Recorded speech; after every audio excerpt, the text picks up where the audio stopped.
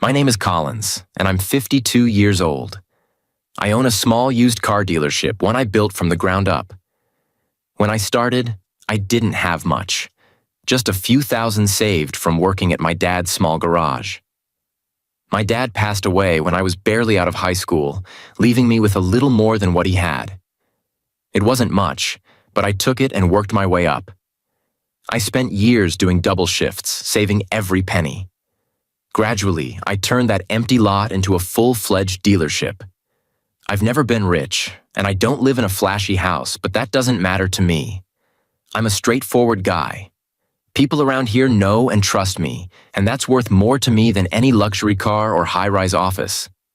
Then there's Elle, my wife of 25 years. I met her at a friend's holiday party back in the day. One of those social gatherings I never cared much for, but my buddy insisted I go. She was there with her friends, just starting her second year of law school. Right away, I could tell she was different, ambitious, clever, and beautiful in a way that caught everyone's attention. It turned out she'd been raised by her grandmother after her parents died in an accident when she was just a kid. Her grandmother passed away while Elle was in college, leaving her on her own. I could see that weight on her, and we connected that night. We talked for hours about life, our struggles, and our goals.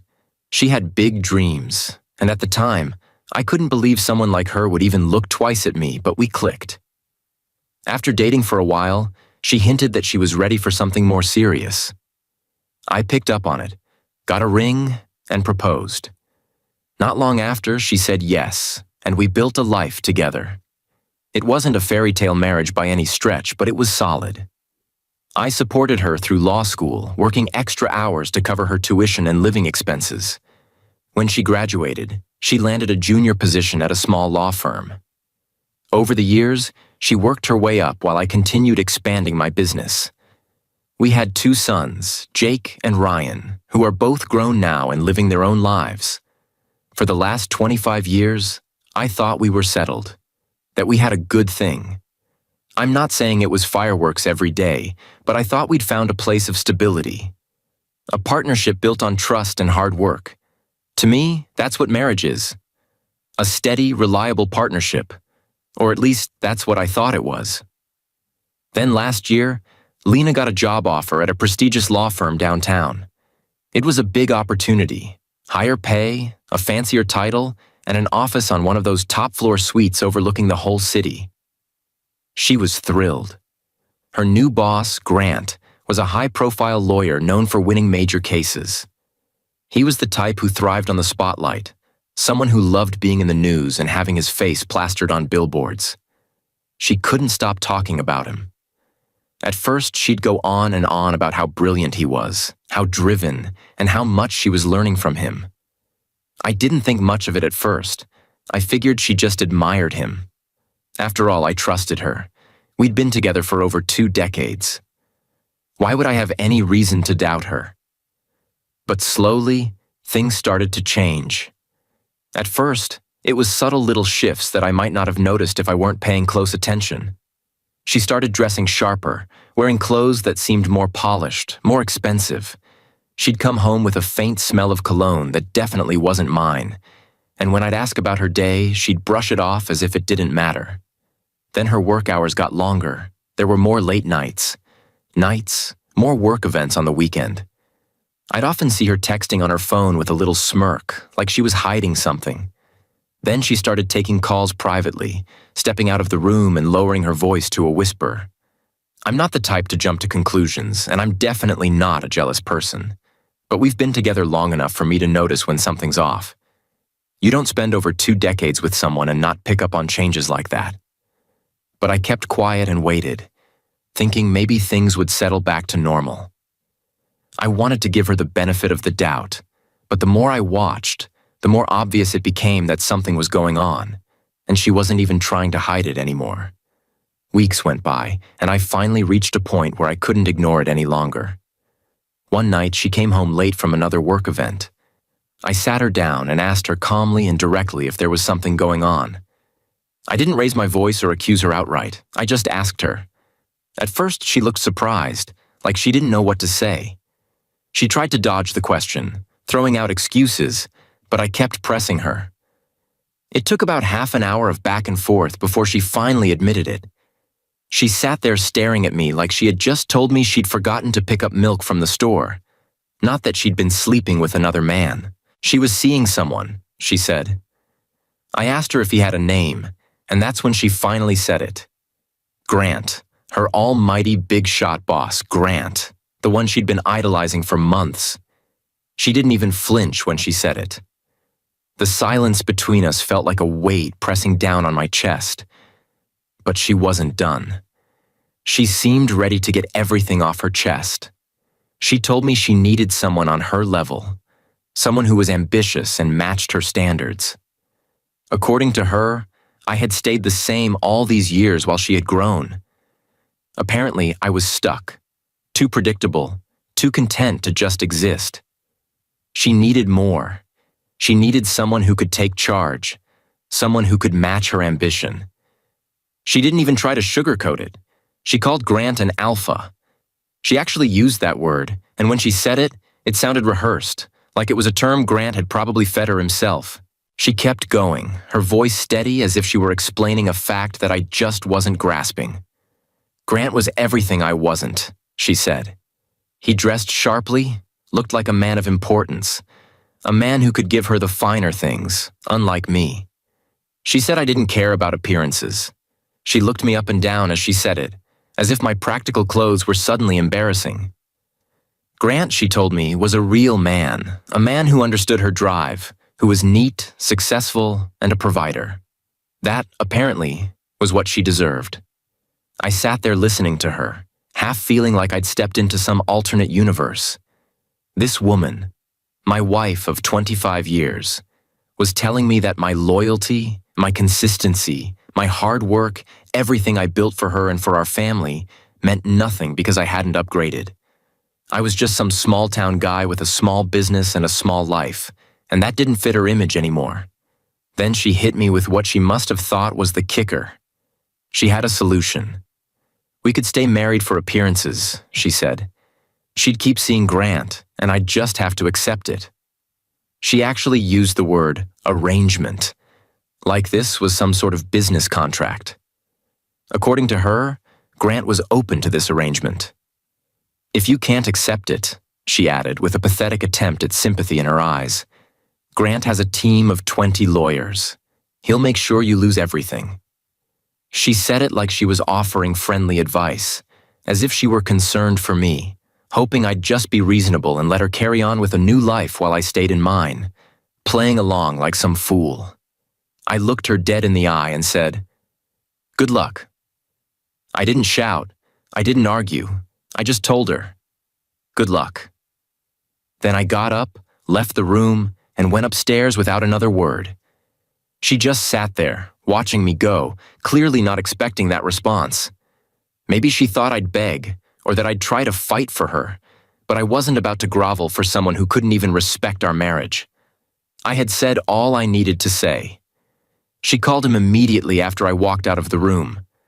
Her voice was low, a bit shaky, like she was trying to keep her emotions in check. "Yes, Grant," she was saying. I told him everything.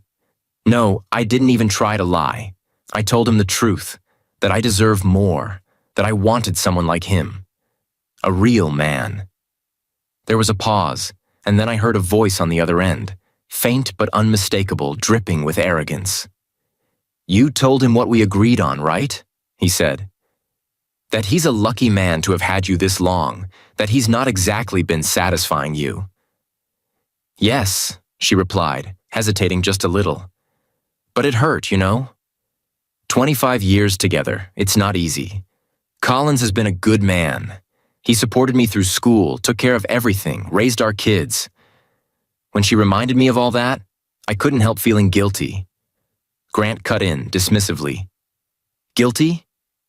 Lena, come on, that guy's a joke. He's a mechanic who's never even tried to give you what you need. He's boring, small time. You deserve a real alpha who can take care of you." "Yes, you're right," she said, though she still sounded conflicted. I told him all that, but he barely reacted, just wished me good luck and left. Grant laughed. "He's going to have to get used to this arrangement. He'll just have to learn his place. Then he added smugly, "You said you love my—" His voice trailing off with obvious pride. "You told me I'd take you places that the old guy never could. Did you say, or did you not say, that you've never had sex like this before?" "Yes, I did," she answered almost breathlessly. "But you know I didn't have that experience when I married Collins. He's gentle, you know. He's so different. You're bossy, demanding. It just swept me away." "That's right," Grant replied smugly. "And I'll keep sweeping you away, lover. You've got an extra dimension now. I'm the top dog here, and he's just going to have to accept it." The next morning I left for work early. I wasn't about to sit around for more of her justifications or the pitying looks she'd started throwing my way, as if I were some poor fool who just didn't get it. She made her choice, and if she thought I was going to quietly sit back while she moved on with Grant, she had another thing coming. Around noon that same day, just as I was sorting out the new shipment on the lot, Grant showed up in person. He walked right into my office like he owned the place, dressed in one of those overpriced suits that probably cost more than my mortgage. A smirk plastered on his face as he took a seat across from me without even asking. He leaned back, crossing his legs as if settling into his throne. "Collins," he said, "I think it's time we talked man to man." I could already tell this was going to be something. He started talking, going on and on about his vision for the situation, as if he were laying out some brilliant business plan instead of the destruction of my marriage. He spoke like he was some wise sage blessing me with his insights. He went on about how he and Elle had connected on a deeper level, how they were true equals, and how he could provide for her in ways that I never could. Then he looked me straight in the eye, a smug little smirk playing on his lips, and said, "You're a good guy, Collins, but men like me lead. We know how to handle things." He paused, letting it sink in before leaning in closer and adding, "You don't seem like the type who'd put up a fuss, but I'll spell it out for you anyway. She wants to be with a real alpha, a man who knows how to take charge." I could feel my blood boiling, but I didn't say a word. I just let him continue, keeping my face neutral. Grant didn't stop there, though. He placed a thick stack of papers on my desk and gave them a casual tap. "Here's the deal," he said, flashing me a patronizing smile. "Divorce papers, restraining orders, the whole package. Your wife's already signed, by the way." He paused, seeming to relish every second of his little performance. "And it's best for everyone if you just sign and keep it civil," he continued. "We don't want any unpleasantness. And let's be real, Collins. There's no need for you to act out. You don't want to be that guy who can't accept reality." Then he leaned in, his voice dropping to a near whisper. "Besides," he said, his tone full of fake sympathy, "this way, you can keep whatever. Scraps of dignity you've got left. She's still willing to let you stick around, play the loyal companion on weekends. It's not like she's going to cut you off completely, so be smart about it, Collins. Don't make this harder than it has to be." I stayed quiet, letting him talk, giving him just enough silence to think he had the upper hand. He seemed to feed off it, looking at me with a kind of patronizing smirk I imagined he'd been perfecting his whole life. Then finally, I stood up, took a slow, deliberate step toward him, and before he even registered what was happening, I drove my fist right into his smug face. There was a satisfying crunch as my knuckles connected with his nose and he staggered back, a look of complete shock on his face, blood starting to trickle down his chin. He clutched his nose, stumbling backward, eyes wide as if he couldn't quite believe what had just happened. "That," I said, my voice calm and cold, "was just a start." He barely had time to process my words before I reached out, grabbed him by the collar, and delivered an uppercut to his gut. He doubled over, gasping for air, and slumped down, clutching his stomach. He was sprawled on the floor, struggling to catch his breath, and I crouched down, making sure he could see every bit of anger and resolve in my eyes. "Here's a little lesson for you about what a real man is," I said, my voice barely above a whisper.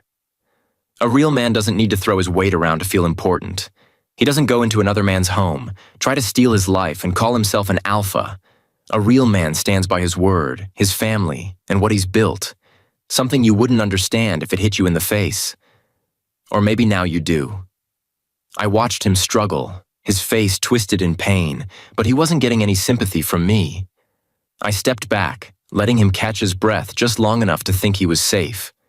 And another thing. I pressed my boot down on his outstretched hand, feeling the bones crack beneath my weight. He let out a yell, pure pain in his voice, and tried to pull his hand back, but I held firm.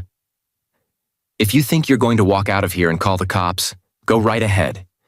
Maybe they'll put me away for a few years, but when I get out, we'll have this conversation again, and I'll be a hell of a lot meaner than I am now.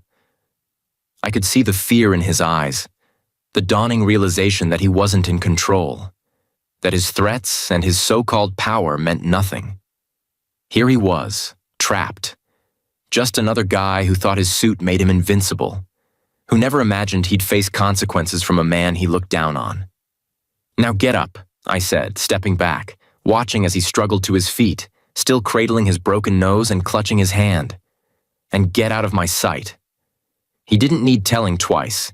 He staggered out, bloody, broken, and humiliated, without so much as a backward glance. I shut the door behind him, feeling the rage that had been simmering for days finally start to ease. This wasn't over, not by a long shot. Later that day, Lona called. "Grant, I thought you'd be back hours ago." "Where are you?" Her voice was anxious, a sharp hint of fear in it. On the other end, Grant's voice sounded groggy, muffled. "I'm in the hospital," he said, his tone strained. "I've been here for hours. Collins didn't take it easy on me." She gasped, barely able to believe what she was hearing. "What happened? Were you in some kind of accident?" "No," Grant replied, his tone bitter. "I went to talk to him alone, like we planned. He broke my nose, my right hand, a couple of ribs, and maybe even my cheekbone." There was a slight tremor in his voice. She was silent, her shock almost palpable. "I don't believe it. He's never been violent. That's not like him." "Well, believe it," Grant snapped. "I have the X-rays to prove it." He paused, then let out a dry, painful chuckle. "Your husband isn't as gentle as you thought." Lona's voice softened, almost pleading. "Is there any way you can not go to the police? Collins doesn't deserve to end up in prison over this." Grant sighed heavily. "The police have already been here, Lona. But I told them it was a hit and run. He warned me if I pressed charges, he'd make me regret it tenfold when he got out. Frankly, I'm not looking to test him on that." There was another pause, and when Lona spoke again, her voice was full of disbelief. "I can't believe it. Not my Collins." Grant's voice turned dark and resentful. "You didn't see his face as he beat me up, Lona.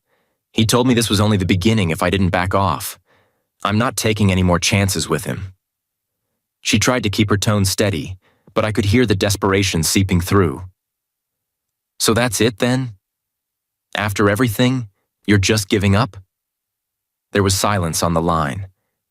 Then Grant's voice came through hard and flat. "I don't have a choice. I'm doing what I need to do to survive." Lona stayed on the line for a moment. Then she heard the click as he hung up. There was only silence after that. Her so-called upgrade had just crumbled to dust right in front of her. The next day, Lona showed up at the hospital to see Grant. She was a mess, her hair pulled back hastily, dark circles under her eyes. She found him in a recovery room, propped up in bed with his arm in a cast, his face bruised and swollen. Grant looked up as she walked in, and for a moment his eyes flickered with something close to irritation. "Grant," she started, her voice tense. "You have to help me. I drove around until 8 o'clock last night. I didn't know if it was safe to go home. I tried calling Collins to ask, but he never picked up. When I finally got the courage to go back, I couldn't get in. The locks were changed." Grant just stared at her, a hint of impatience crossing his battered face as she continued. I stayed at my friend's place last night. This morning I tried to check our bank accounts and they are all empty. None of my credit cards work either. You have to help me. Can you get one of the divorce attorneys at work to start the process of getting Collins removed from the house? For a moment, Grant looked like he was considering it. Then he shook his head. No, he said flatly. No to all of that. She blinked, stunned. What do you mean, no? He let out a sigh. If I use company resources or assets to help you, it will only give your husband more reason to come after me again. In fact, I think it's best if I keep myself out of this entirely. He paused, adjusting himself in bed with a wince of pain. I'll pay you an extra 4 weeks in severance, Lona, but that's it. Pack up and leave today, and if you see Collins, tell him you were fired. That's all I'm willing to do. She gaped at him, barely able to believe what she was hearing. Didn't you hear me? Collins cleaned me out. I don't have money, I don't have a job, and you're saying you won't even help me? Grant's face was hard, unapologetic. I'm sorry, Lona, but you didn't see the look in your husband's eyes when he beat me here. 10 times the man I am in that regard, and frankly, I don't need a cheating wife in my life. I think we're done here. Her expression hardened as she stared at him, eyes narrowing. You're pathetic, you know that? Yesterday you were bragging about being an alpha male. Today you're trembling in fear that my husband, who you say is 10 times the man you are, is hiding under your bed. She pulled away, her voice dropping to a scornful whisper. How could I ever have thought I was trading up by ending up with someone like you? You're delusional if you think I ever took a pathetic coward like you seriously. Grant's eyes flickered, but he didn't respond. She turned on her heel and walked out, not sparing him another glance, leaving him bruised, broken, and defeated in every way. That same day, Lena sat alone in her car on the side of the road, checking her phone over and over. Every credit card had been declined, and she was down to her little bit of cash. She knew that before long she'd be out of gas too. I'd made sure to cut off any support she could rely on. Cruel, maybe, but effective. I knew she was headed toward the town where our sons lived, probably hoping they'd take her in.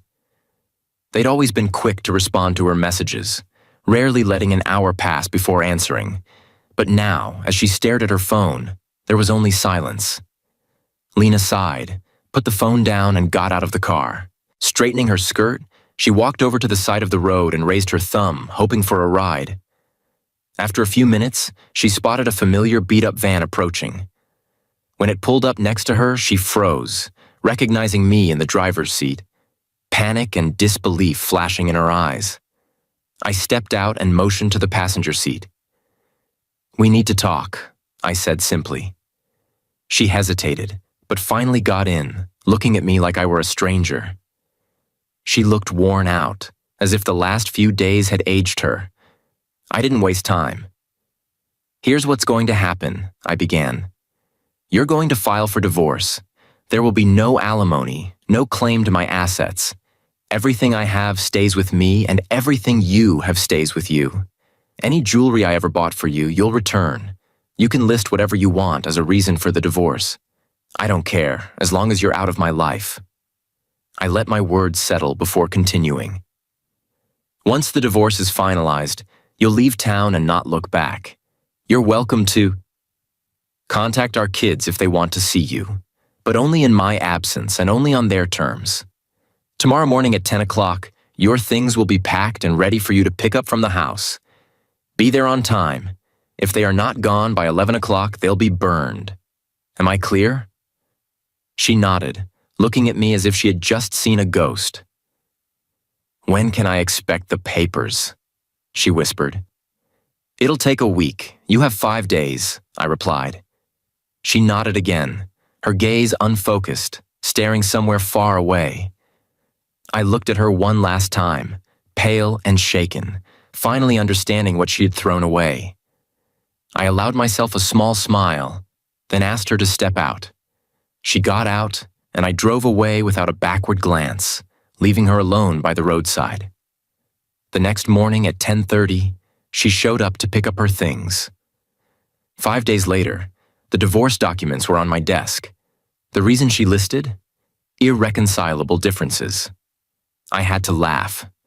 A few months later, it was final. I was free. Do I have any regrets? Maybe a little. I regret that she couldn't understand the meaning of loyalty. I regret that she decided I was somehow beneath her and that I couldn't improve myself enough to fit her new image. I'm sure she never realized the risk she took by messing with a man like me, someone who's seen what it looks like to stand firm and defend what he's built. Would I have tried to save the marriage? Maybe if she hadn't threatened me and tried to treat me as an obstacle to her new life.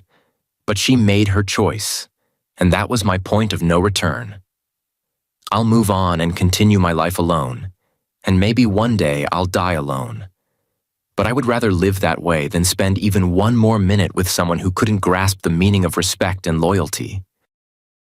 The courthouse restroom smelled of industrial soap and old tile, the kind of sterile scent that clung to the walls long after the janitor had finished his work. I stood at the sink, sleeves rolled up, hands damp, wiping away the last streak of water from the polished surface. The room was empty, save for the faint hum of fluorescent lights above me. It had been a long morning, hearings, paperwork, and the constant rhythm of order and deliberation. But in this small, quiet moment, I let myself breathe. Then, the voice came, a voice I hadn't heard in years, yet it still carried the same sharp edge of condescension. Did you drop out of law school to become a janitor? I didn't need to turn around to know who it was. Eric. The sneer in his voice was unmistakable, dripping with the same superiority he had always wielded like a weapon. A man who thrived on belittling others, especially me. Slowly, I turned, taking in the sight of him. He stood in the doorway, hands in the pockets of his tailored suit, his polished shoes barely touching the worn tile. He looked just as I remembered, self-assured, impeccably dressed, with that infuriating smirk that made my blood simmer. He was enjoying this, savoring the moment he assumed would be his victory. I glanced down at the rag in my hand, the damp spot on my sleeve, the setting. I knew exactly what he thought. To him, this was proof that he had one. I let the silence stretch between us, watching as his smirk deepened, waiting for me to stammer, to explain, to justify. Instead, I moved with deliberate ease. I folded the rag, setting it down on the edge of the sink, then reached up and adjusted my tie. My fingers brushed against the smooth fabric of my suit, feeling the weight of authority stitched into every thread. Then, I took my time straightening my jacket, smoothing it over my shoulders before I met his gaze. And finally, I said it. I'm the judge here. Eric's smirk faltered. For the first time since he had entered the room, the smug confidence drained from his face. His eyes flickered downward, to the gold-plated badge pinned to my suit, the emblem of my authority, the tangible proof that I wasn't the man he had assumed I was. The room was silent. I saw the exact moment realization dawned on him. The flicker of disbelief, the way his jaw tightened as if to keep himself from reacting. His mind was trying to process it, trying to reconcile the image of the man he had once dismissed as a failure with the one standing in front of him now. It was poetic, really. For years, he had mocked me, belittled me, acted as if I were beneath him. And now? Now he was standing in my courthouse, speaking to me as a superior. I watched as he swallowed, his Adam's apple bobbing slightly. You, he stopped, regrouped, then tried again. You're the judge? I didn't answer right away. I let the question hang between us, let him sit in his own disbelief. Then, finally, I nodded. Yes, Eric, I'm the judge. The weight of those words settled over him, thick and undeniable. He looked like he wanted to say something. An insult, a retort, some kind of quip to claw back even a fraction of his lost confidence. But nothing came. Instead, he just stood there, staring. I didn't smile. I didn't gloat. I didn't need to. Because this moment spoke for itself. Eric shifted slightly, as if trying to regain his composure. He cleared his throat, straightened his shoulders, forcing himself back into the arrogant posture that had once defined him. But it wasn't the same. His confidence had cracks now. "So," he finally said, forcing a chuckle that sounded more like a nervous exhale. "You really worked your way up, huh?" I met his gaze evenly. "I did." Another silence. For the first time, Eric didn't know how to respond. He had come here expecting to find me in a state of humiliation, expecting to revel in my downfall. Instead, he had walked into something he never could have predicted. And I had nothing to prove. I turned away from him, retrieving the folder I had placed on the counter earlier. My docket for the afternoon was full, cases waiting, people waiting. I had more important things to deal with than Eric's wounded ego. As I walked past him, I paused just long enough to glance at him once more. "I have a hearing to get to," I said simply. "Enjoy your day." Then, without another word, I left him standing there. I could feel his stare on my back as I walked away. It didn't matter, because today, for the first time, Eric was forced to see me for who I really was. Rewind the clock. Years ago, before the courthouse, before the titles, before the moment Eric's smirk faded into shock. My name is not important, but my story is. Back then, I was just a man with a dream, one I fought for with everything I had. I had everything at one point: a bright future, a loving wife, and an unshakable determination to carve out a place in the world of law. I wasn't just ambitious. I was hungry for success, fueled by the fire of justice that had been ignited in me years ago. It all started with a tragedy. My father was killed in a reckless car accident, a senseless act that stole him from my family, leaving us shattered. But what made it worse was the injustice that followed. The driver, wealthy, powerful, untouchable, walked away without consequence, his expensive lawyers burying the truth under legal loopholes and technicalities. My mother cried herself to sleep every night. My brothers, still too young to understand, clung to my side, asking when Dad was coming home. And I felt helpless. Until one man changed everything. A lawyer named Mr. Roberts took on our case when no one else would. He wasn't just another attorney. He was relentless. He fought. He exposed the lies. He won. The guilty man was held accountable, and for the first time since my father's death, I saw justice served. That day, I knew. I wanted to be that kind of man. I wanted to stand in courtrooms, fight for the defenseless, and ensure that no other family had to suffer the way mine did. So, I chased that dream. I worked my way into law school, burning through books, absorbing every case study, determined to make my mark. I wasn't the smartest in the room, but I was the most determined. And that's where I met Eric. From the very first day, we were rivals. He was the kind of man who had everything handed to him: money, connections, confidence that was almost earned. He thrived in the courtroom, not just because he was good, but because he knew how to command a room. He had a way of speaking that made people listen, made judges pause, made professors nod in approval. I wasn't intimidated, though. If anything, his arrogance made me more determined to prove myself. We clashed in debates, in mock trials, in class rankings. He called me the try-hard, always smirking when he beat me on an exam or landed a coveted internship. I called him overrated, because for all his charm, he had never known struggle, never fought for something with his back against the wall, never felt the crushing weight of responsibility suffocating him. But our rivalry wasn't just academic. There was Olivia. She was brilliant, sharp-witted, confident, the kind of woman who could hold her own in a courtroom and still make you forget every argument you had prepared. She wasn't just another law student. She was a force. And I fell for her. Hard. For a while, it was perfect. We studied together, debated late into the night, shared dreams about the future. She saw my ambition, understood my struggles, and for a time, it felt like we were building something real. But life doesn't pause for love. It only takes one disaster to derail everything. My mother fell gravely ill. Cancer. The kind that didn't wait, that didn't care about timing or ambition. The medical bills piled up. My brothers were still in school, and suddenly, my priorities shifted. I worked double shifts, sleepless nights spent balancing textbooks and paychecks, trying to keep my family afloat. My grades started slipping. My once unshakable focus was now scattered between legal theories and hospital waiting rooms. And Olivia? She tried. At first, she understood. She held my hand, told me we'd get through it. But as the months dragged on, as my exhaustion deepened, as my absence grew, her patience thinned. "You're always tired," she said one night, frustration laced in her voice.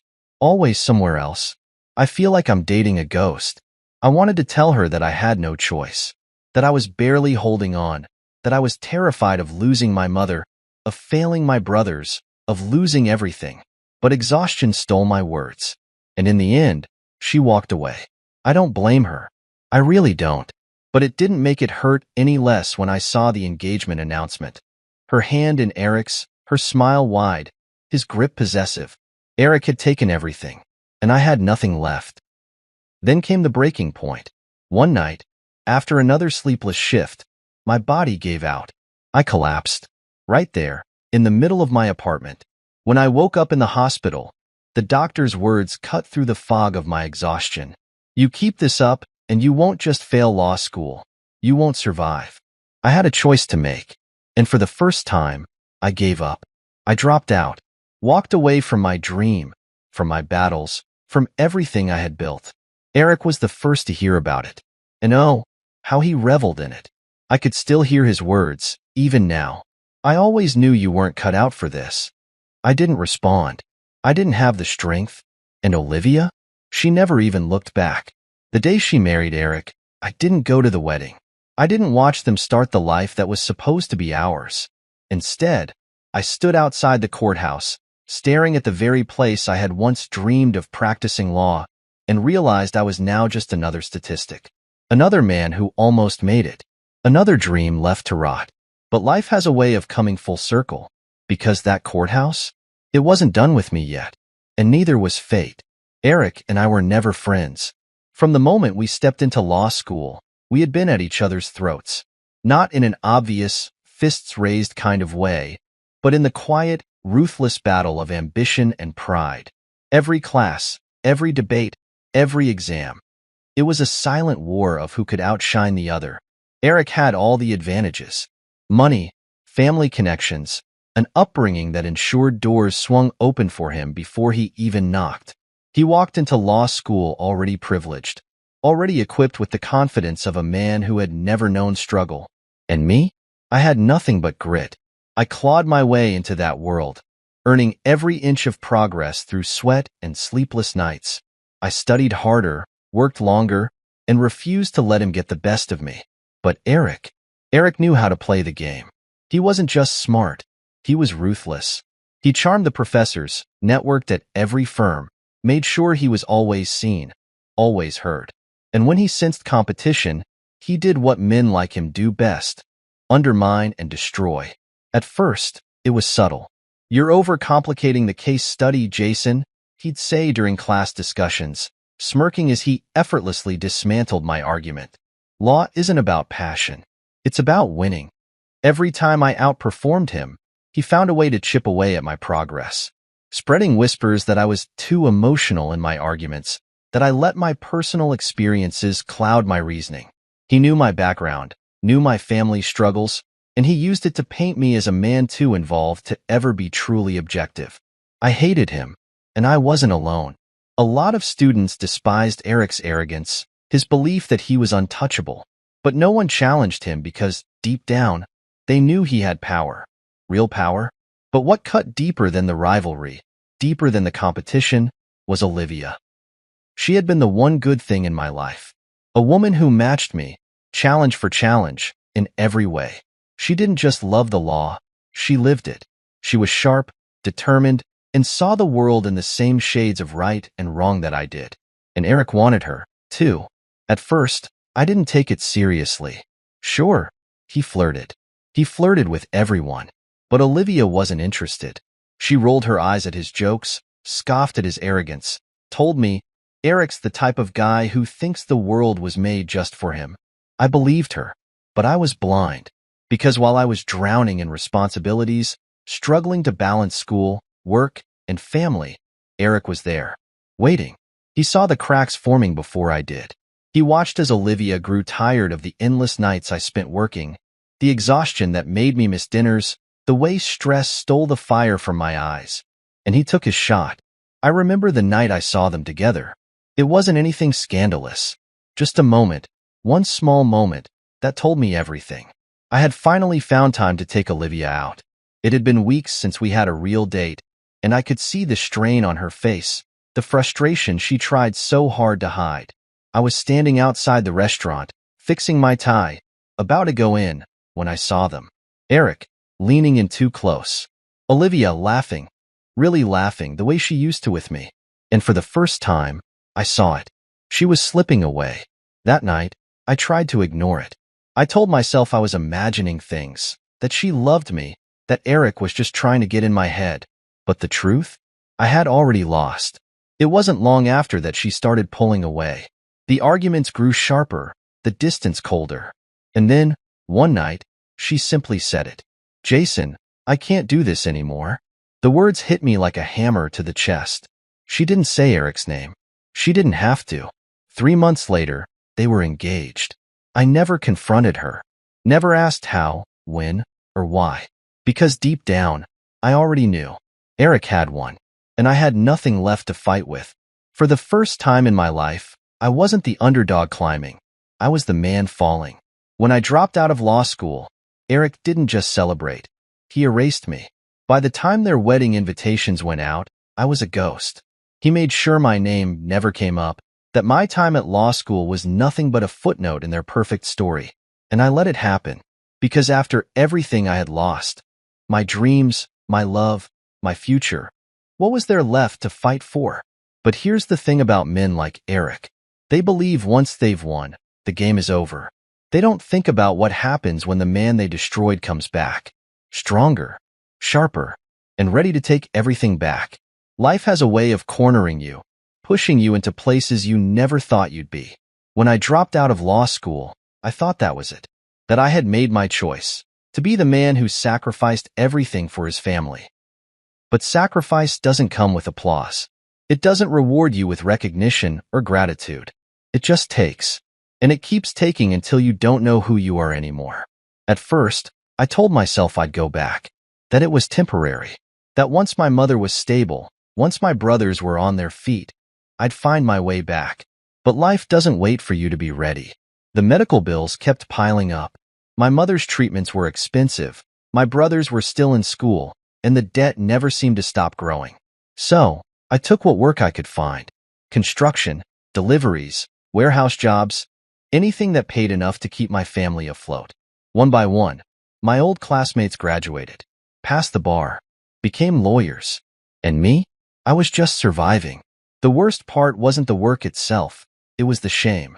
The way people looked at me when they found out I had dropped out. The quiet pity in their eyes, the nods that said, "Oh, what a waste." And then there were the whispers. He was supposed to be something big. He had a future. Guess some people just can't handle the pressure. I could ignore strangers.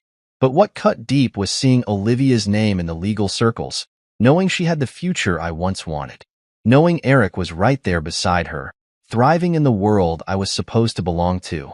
And the worst part? I couldn't even hate her for it, because I had let it happen. I had let go. And once you let go, life doesn't hand you second chances. Or so I thought. The breaking point, the night everything changed, wasn't anything dramatic. No grand moment of realization. No movie-like epiphany. It was just exhaustion. Another long shift. Another late night. My hands were raw from working construction during the day. My feet sore from working security at a rundown club at night. I barely had time to eat, to sleep. Every paycheck was already gone before I even held it. And then, I saw my reflection. Not in a grand, symbolic way.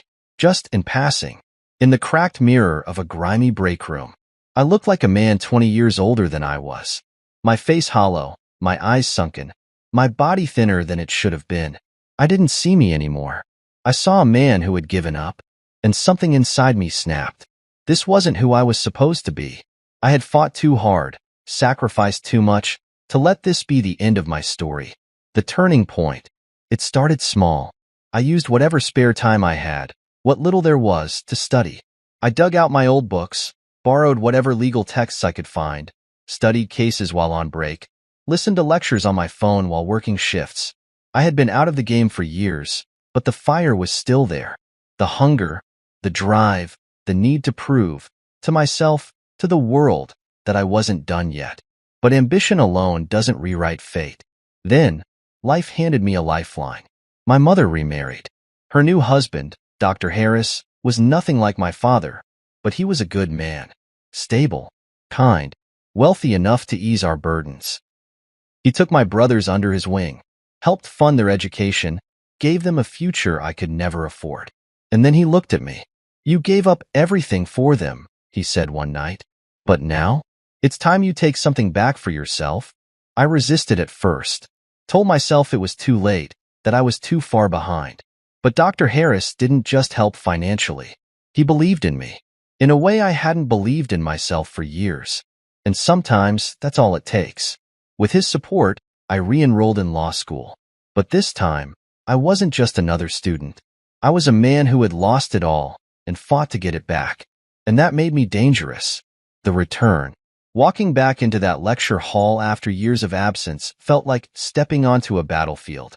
The professors remembered me, some with surprise, others with doubt. Some thought I wouldn't last, that I'd burn out again. But they didn't know what I knew. I had already faced the worst life could throw at me. There was nothing left to lose. I studied harder than I ever had before. I wasn't just aiming to pass, I was aiming to dominate. I stayed up until dawn, pored over case law, dissected every argument like my life depended on it. And the result? I rose to the top, one by one. I outperformed every student in my class. I crushed debates, aced exams, impressed the very professors who once thought I was a lost cause. And when I passed the bar exam on my first attempt, I knew, this time, I wasn't stopping. Because I didn't just want to be a lawyer. I wanted to be more. And after years of clawing my way back from rock bottom, I had earned the right to take it all. Eric had won the first round, but he had no idea the fight wasn't over. Not by a long shot. Dropping out of law school was the hardest decision I ever made. But going back? That was a different kind of battle. I wasn't just some wide-eyed student anymore. I was a man who had tasted failure, who had lived it. I had felt the sting of lost opportunities, the bitterness of being left behind while everyone else surged forward. But this time, I wasn't just chasing a dream. I was chasing justice. For myself. For my family. For every moment that life had knocked me down and dared me to stay there. And I refused. Going back wasn't easy. I was older than most of my classmates. While they were fresh out of undergrad, still excited about the thrill of legal studies, I had already walked through hell. They had theory. I had experience. And that made all the difference. The climb back to the top. From the moment I re-enrolled, I approached law school like a battlefield. I knew what failure felt like, and I had no intention of experiencing it again. I was the first one in the library every morning and the last one to leave at night. I dissected case law like my life depended on it, because in many ways it did. I had sacrificed years, sweat, and dignity to get here again. I couldn't afford to be average. The professors noticed. I wasn't just a student, I was a machine. They called on me first during discussions, pushed me harder, expected more. Because they saw it. The hunger, the edge. And soon, so did the other students. It didn't take long before my name started circulating in the halls again, the same way it had before I dropped out. Except this time, the whispers weren't of pity. They were of respect. People started coming to me for advice, for guidance on cases, even for tutoring sessions. I had become something I never expected, a mentor. And with every class I dominated, with every mock trial I won, I was carving my name back into the very world that had once cast me aside. But law school wasn't just about lectures and exams. It was about connections. And one day, one connection changed everything. The unexpected mentor. I was studying late at the library when I felt a shadow fall over my desk. "You're Jason, right?" I looked up. It was Mr. Roberts. The man who had once fought for my father's justice. The man whose courtroom battles had inspired me to pursue law in the first place. I stood up immediately, not out of obligation, but out of sheer respect. I said. "It's an honor to meet you." He studied me for a moment, his sharp eyes scanning the case files spread across my desk. Then, he smirked. "I heard about you," he said, pulling out a chair across from me. "The kid who fell, then clawed his way back up. You've got a reputation." I tensed. "Good or bad?" "Depends on who you ask," he said, amused. "Professors love you. Some students think you're too intense. But me?" He leaned forward. "I think you're exactly the kind of man we need in the field." I felt my pulse quicken. This wasn't just small talk. This was an opportunity. "I'm opening an internship spot," he said, watching me carefully. Normally, I'd consider one of the top-ranked students from a more traditional background. But I don't want traditional. He nodded at my books. "I want someone who's been through fire, who understands that the law isn't just words on paper, it's survival." I swallowed hard, my heart pounding. "You interested?" "Yes," I said instantly. He chuckled. "Thought so. Show up at my office tomorrow. Let's see if you're as good as they say." And just like that, my future had shifted again. From student to lawyer. The internship was grueling. Mr. Roberts didn't believe in hand-holding. He threw me into real cases, forced me to think on my feet, to navigate the unpredictable chaos of the courtroom. I sat in on depositions, prepped case files, watched as he tore apart opposition arguments with surgical precision. And I learned, not just about law, but about power. How to wield it, how to recognize it in others, how to never, ever let someone else take it from you again. The day I passed the bar exam, Mr. Roberts shook my hand, his grip firm. "You're ready," he said, "but something tells me you're aiming higher than a simple attorney's desk." He wasn't wrong, because being a lawyer wasn't enough. I had spent too long watching others dictate my fate. It was time to be the one making the decisions. So, I did what no one expected. I pursued the path to becoming a judge, the long road to the bench. It wasn't easy. Becoming a judge wasn't just about knowing the law. It was about proving that you had the wisdom and integrity to interpret it. I had to build a reputation, earn respect, navigate the politics that came with climbing the legal system. And I did. With every case I worked, every decision I made, I cemented my authority. Until finally, after years of relentless work, the day came. I was officially sworn in as an associate judge. The same courtrooms where I once stood as a struggling student were now mine to command. And fate, with all its irony, had one final twist for me. The moment of reckoning. The first time I saw Eric after all those years was in that courthouse restroom. And for the first time, I saw fear in his eyes. Because he realized something. The man he once mocked, the man he thought had lost, was now standing before him as his superior. The law had always been his weapon. But now? Now it was mine. And this time, I wasn't just here to fight. I was here to win. Being a lawyer was never the final destination. I knew from the moment I walked back into law school that I wasn't just there to reclaim what I had lost. I was there to surpass it. Eric had one round one. He took my spot, my reputation, my future. He had walked away with everything I had built. But this wasn't about him anymore. This was about power. And I had learned a simple truth. In this world, power belongs to those who take it. I wasn't going to be a lawyer forever. I had set my sights on something greater, a judge's seat. The very authority that had once seemed untouchable to me, the position I had once admired from afar, was now within reach. But getting there was another battle. The transition from lawyer to judge. Becoming a judge isn't just about being good at the law. Plenty of brilliant attorneys never make it to the bench. The system isn't built for merit alone. It's about politics. It's about connections. It's about strategy. I had spent years proving myself in court, winning cases, making a name for myself. I had worked under Mr. Roberts, earned his trust, absorbed every lesson he had to teach me. But to wear the robe, I needed more than skill. I needed influence. So, I started playing the game. I built relationships with the right people, mentors, senior judges, lawmakers. I attended functions, worked on committees, positioned myself in the rooms where decisions were made. Every move was calculated. I took high-profile cases, the ones that got attention. I didn't just win. I made sure the right people saw how I won. I crafted my reputation not just as a strong attorney, but as a man who stood for justice. Someone unshakable. Someone worthy of the bench. And it worked. When the opportunity finally came, when a seat opened for an associate judge, my name was among the recommendations. Not by accident, because I had made sure it was. The appointment process was grueling. Interviews, evaluations, a microscope on every case I had ever worked. But by the time it was over, by the time the ink dried on my appointment, I had done what once seemed impossible. I was now Judge Matthews. The weight of authority. The first time I stepped into my courtroom, it was surreal. I had spent years on the other side, standing before judges, arguing cases, fighting for justice. Now, the decisions rested in my hands. People stood when I walked in. Lawyers addressed me as Your Honor. My words carried weight. My rulings shaped lives. It was a responsibility like no other. I took it seriously. I ruled with fairness, with precision, with an understanding that every person who stood before me had a story. Some were guilty.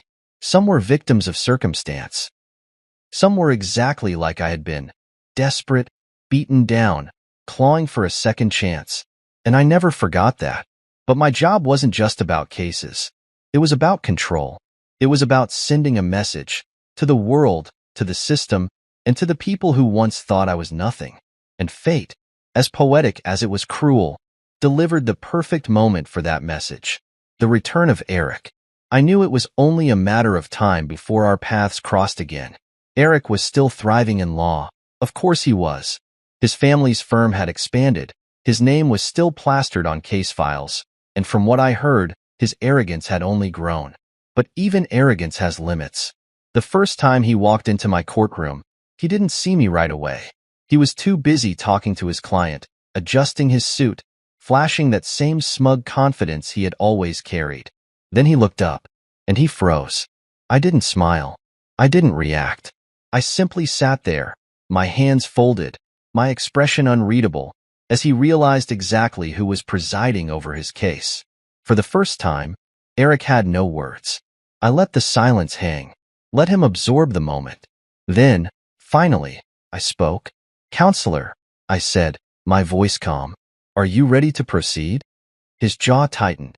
He cleared his throat. "Yes, Your Honor." Hearing him say that, knowing he had no choice but to address me with respect, that was justice. But I didn't let the moment get to me. I ruled fairly. I didn't seek revenge, because I didn't need to. Eric already knew the truth. He had spent years looking down on me, stepping over me, treating me like an afterthought. And now, I was above him, not just in title, but in every way that mattered. The aftermath. A few days later, Eric sought me out. Not in court, but in private. For the first time, his arrogance was gone. "I never thought you'd make it back," he admitted. "I thought you were finished." I met his gaze. So did I, but I don't stay down for long. He hesitated, then surprised me. "I regret how things ended back then," he said. "I didn't support Olivia when she was struggling with you. I just took your place." It was the closest thing to an apology I would ever get from him, but I didn't need it. I wasn't the same man anymore. Eric had his life, his family, his career. And me? I had everything I had fought for, everything I had lost, and more. One day, I got an unexpected invitation from Eric. His daughter was having a birthday party. "She keeps hearing about her dad's rival and wants to meet you," he joked. I surprised myself by accepting. At the party, Olivia greeted me with a nervous smile. Their daughter, a little girl with big brown eyes, clung shyly to Eric's leg. "Hi, what's your name?" I asked. She hesitated, then whispered, "Sophia." She reminded me of what mattered. Not the past, not the rivalry, but the journey. And as she climbed onto my lap, handing me a book to read, I realized something. I had spent years thinking my biggest victory would be beating Eric. But the real victory was proving to myself that I never needed to compete with him at all. I had won my own war, and that was enough. The past has a way of following you, no matter how much distance you put between yourself and the people who once shaped your failures. Even after reclaiming everything I had lost and rising higher than I ever imagined, echoes of my past still found their way back to me. Eric's courtroom defeat had been a moment I had anticipated for years, but I had moved on. I had built something greater than a rivalry. I was respected now, not just as a judge, but as a man who had fought for his place. But fate wasn't done testing me. One evening, just as I was leaving my office, my assistant stopped me at the door. "Judge, there's someone here to see you." I sighed, glancing at my watch. It was already past office hours. "Who is it?" "Olivia." The name alone made me pause. It had been years since we had last spoken, aside from the brief, polite exchange at her daughter's birthday party. We had both moved on, built separate lives. So why now? I hesitated, then nodded. "Send her in." She stepped into my office moments later, looking as composed as ever. Her tailored coat, her neatly pulled back hair. Everything about her still carried the same aura of control she had back in law school. But there was something different in her eyes, something I couldn't quite place. "Olivia," I greeted, keeping my voice even. "This is a surprise." She forced a smile, but it didn't reach her eyes. "I wouldn't be here if it weren't important." I gestured toward the chair across from my desk. "Have a seat." She sat down, exhaling slowly before meeting my gaze. "It's about Eric." I arched a brow. "What about him?" She hesitated, then leaned forward, lowering her voice as if someone might be listening. "He's in trouble. Serious trouble." I studied her, waiting for her to elaborate. "He's under investigation for fraud," she continued. "Financial misconduct in his firm. He might lose everything. His license, his reputation, even his freedom." I leaned back in my chair, absorbing the weight of her words. "And you're telling me this because?"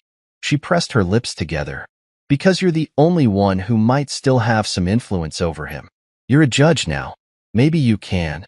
I cut her off with a sharp look. "If you came here asking me to intervene in his case, Olivia, you're wasting your time." She shook her head quickly. "No, that's not why I'm here. I know you wouldn't compromise yourself like that." "Then why are you here?" I asked, my tone firm. Her shoulders sagged slightly, and for the first time, I saw genuine worry in her expression. "Because he won't listen to me. He's trying to fight this on his own, and he's making it worse. He's too proud to admit he needs help. If he keeps going down this path, he'll destroy himself." I studied her, my mind spinning. Eric, the man who had always held himself above everyone else, was now cornered. It was poetic in a way. He had spent years thinking he was untouchable, only to now face the kind of downfall that left no room for redemption. But was it my problem? I wasn't sure. "You want me to talk to him?" I stated, watching her closely. She nodded. "He'll never come to you himself. But maybe if you—" I held up a hand, stopping her. "Olivia, you do realize how ironic this is, right? Years ago, when I was the one struggling, neither of you reached out to help me. In fact, Eric laughed at my failure." Her face paled. "I know." Silence stretched between us. Finally, I sighed. "Where is he now?" "At home. But he's shutting everyone out. Even his lawyers say he's not listening to them." I ran a hand over my face, exhaling. "I'll think about it." She seemed to take that as enough of a victory, nodding quickly. "Thank you." I watched her leave, my mind still unsettled. Was this justice? Watching Eric fall the way I once had? Or was it just another test? One that would reveal who I truly was now? The visit. I didn't have to go to Eric's house. I could have ignored Olivia's plea and let him handle his own mistakes. But something about it nagged at me. So that evening, I found myself standing outside his massive home, the kind of house that screamed privilege. I knocked. No answer. I knocked again, harder. This time, the door opened slightly, and Eric stood there, looking wrecked. His suit was disheveled, his tie undone, his eyes hollow. This wasn't the man I once knew. "What do you want?" he muttered. I crossed my arms. "Are you really going to make me say it?" He let out a bitter laugh. "Olivia sent you, didn't she?" "She's worried," I admitted. "And from the looks of it, she's right to be." He ran a hand through his hair, then stepped aside. "Fine, come in." The house was dimly lit, the air thick with tension. Papers were scattered across the coffee table. Legal documents, letters, what looked like bank statements. I sat down across from him, watching as he poured himself a drink. "You look terrible," I said bluntly. He smirked humorlessly. Thanks. I let the silence settle before speaking again. So, fraud. He stiffened. It's complicated. It always is, I mused. But here's what's not complicated. You're losing control. And from what I can see, you have two choices. Keep fighting this the way you are and go down hard. Or, actually listen to the people trying to help you. He scoffed. And you think you're here to help? I leaned forward, resting my elbows on my knees. I don't care about you, Eric, but I do care about watching another man destroy himself out of pride. I've been there. I know what it feels like. For the first time, he looked at me, really looked at me. How did you do it? He asked quietly. I exhaled. I let go of the idea that I had to win all the time. I stopped fighting the wrong battles and started playing the game smarter. You're still trying to fight everything head-on, and it's going to break you. He was silent. Then, after what felt like an eternity, he nodded. It wasn't much, but it was a start. And for the first time, Eric, the man who had always stood above me, was finally willing to listen. I never thought I'd be sitting across from Eric, giving him advice on how not to destroy his own life. Yet here we were. The man who had once laughed at my downfall was now slumped in his own chair, staring at the legal documents scattered across the table like they were puzzle pieces he no longer knew how to put together. His arrogance had always been his shield. The way he wielded his confidence, the way he carried himself like the world owed him victory, it was his greatest strength. But now, it was killing him, and he knew it. You still haven't told me why you're here, Eric muttered, his voice rough from exhaustion. He took a slow sip of his whiskey, eyes barely meeting mine. I leaned back in my chair, watching him. I don't know, I admitted. Maybe I wanted to see what it looked like when the mighty finally fall. His lips twitched, but there was no humor in his smirk this time. Enjoying the view? I exhaled. Not as much as you probably think. He ran a hand through his disheveled hair, shaking his head. I don't need your pity. Good, I said, because I'm not offering it. Silence stretched between us. The room was dimly lit, heavy with the scent of old liquor and the weight of unspoken things. I glanced at the papers on the table again. You've got about a month before this spirals beyond your control. Maybe less. He let out a bitter chuckle. Tell me something I don't know. All right, I said, leaning forward. I know you, Eric. I know you're too proud to admit when you need help. But that's exactly what's going to bury you if you don't fix this now. His jaw clenched. And how do you suggest I do that? You have two choices, I said plainly. You fight this with the same reckless pride that got you into this mess, or you get ahead of it. Own up to what you can fix before someone else makes that decision for you. He scoffed. Easy for you to say. You're on the other side now. A judge. You don't have to fight for your career anymore. I held his gaze. You think I don't fight every day? You think just because I wear a robe in the courtroom, the battles stop? He didn't respond. I sighed, rubbing my temple. Look, I'm not here to gloat. You and I both know I have every reason to walk out of here and let you drown. But despite everything, I know you're not stupid. You can either make this situation work in your favor, or you can let it take you down completely. Either way, no one is coming to save you. Eric exhaled slowly, staring into his glass. What would you do? I was surprised he even asked, but I answered anyway. You go to the board before they come for you, I said. You get ahead of the charges. You take control of the narrative. If you wait for them to make a move, it's over. His fingers tightened around his glass. That would mean admitting fault. It would mean showing that you understand the weight of the situation, I corrected. And it might be the only thing that saves your career. He was silent for a long moment. Then, finally, he set his drink down and exhaled sharply. You really think that would work? I think it's your only shot, I said bluntly. And you know it. His gaze flickered to the papers again, then back to me. And for the first time, I saw something shift behind his eyes. Maybe it was acceptance. Maybe it was defeat. Or maybe, just maybe, it was the realization that he wasn't as invincible as he once thought. A man at a crossroads. The next morning, I didn't expect to hear from Eric. I had given him my advice, but what he did with it was his decision. Then, just as I was preparing for my first case of the day, my phone buzzed. A message. Eric, I took your advice. Meeting with the board today. Let's see if I survive. I stared at the screen for a moment before shaking my head. He had finally listened. And whether he admitted it or not, that was the first real step towards salvaging what was left of his career. The fallout. Eric did what most men in his position would never do. He owned up to his mistakes. He faced the board, presented his case, and negotiated his way out of a total disaster. It wasn't pretty. It wasn't painless. But it was strategic. In the end, he was forced to take a leave of absence. His firm took a hit, and his reputation wasn't what it once was. But he wasn't completely ruined. And in our world, that meant something. Months passed. Life moved on. I went back to my courtroom, presiding over cases, ensuring justice was served. Eric took time away from the legal world, reevaluating everything he had once taken for granted. Then one day, out of the blue, he showed up at my office. He looked different, calmer, older, like a man who had finally seen the cracks in his own foundation and decided to rebuild. You were right, he admitted, standing in the doorway. I leaned back in my chair. About what? He smirked. About pride. About control. About not being untouchable. I studied him for a moment. What now? He exhaled. I don't know. But for the first time, I'm actually thinking about what that means. There was something almost admirable about that. I didn't offer him encouragement.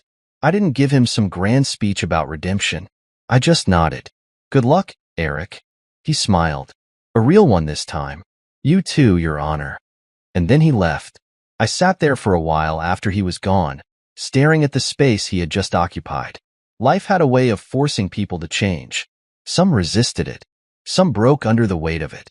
And some, if they were lucky, finally learned from it.